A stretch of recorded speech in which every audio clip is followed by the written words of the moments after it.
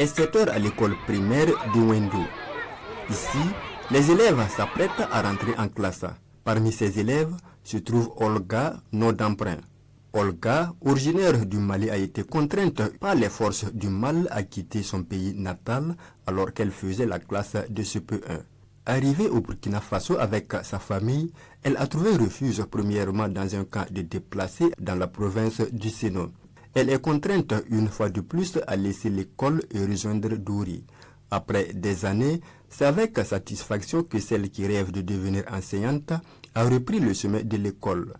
À l'école Nyarla D, Samira, nom également d'emprunt, originaire de Massila dans la province du Yaga, avait elle aussi laissé les bancs pour cause d'insécurité.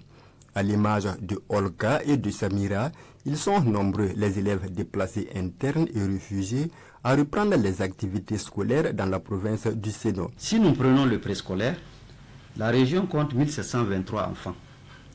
Et parmi ces 1723 enfants, il y a 233 EDI, enfants déplacés internes, et il y a 706 qui sont des enfants réfugiés.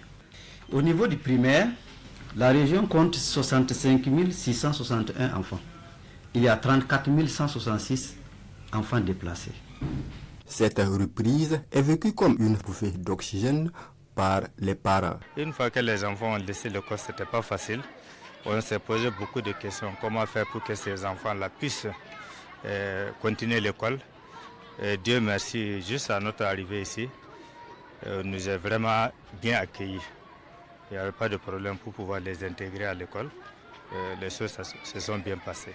Pour faciliter l'accueil de ces milliers d'élèves, plusieurs réalisations ont été faites, comme la construction des salles de classe et la dotation de kits scolaires.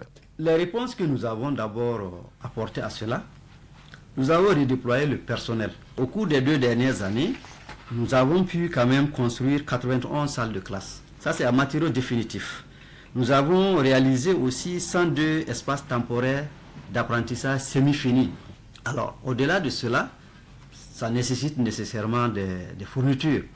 Et nous avons le cartable minimum donc assuré par l'État, mais nous avons aussi les partenaires qui nous ont aidés à déposer, qui ont déposé des kits partout dans la région. Pour améliorer le niveau de ces élèves réinscrits, plusieurs dispositions ont été prises dans les différentes écoles primaires et les élèves déplacés internes et réfugiés se démarquent par leur performance. Il y a eu des techniques d'approche qu'ils ont appliquées pour les récupérer. Parlant des techniques de travaux de groupe, il y a eu des exercices de maison. Il y a un enseignant même qui a décidé de prendre les enfants chaque dimanche, chaque samedi, pour les enfants qui ont le temps. Voilà. Avec cet exercice, on a pu récupérer beaucoup. Et si vous remarquez, aujourd'hui, dans nos évaluations, ce sont les mêmes déplacés qui sont les meilleurs de la classe. Dans les différentes salles de classe, si les élèves déplacés internes et réfugiés s'illustrent bien, c'est grâce en partie à leur bonne intégration. Et cette résilience est saluée par l'ensemble des acteurs de la province du Sénon.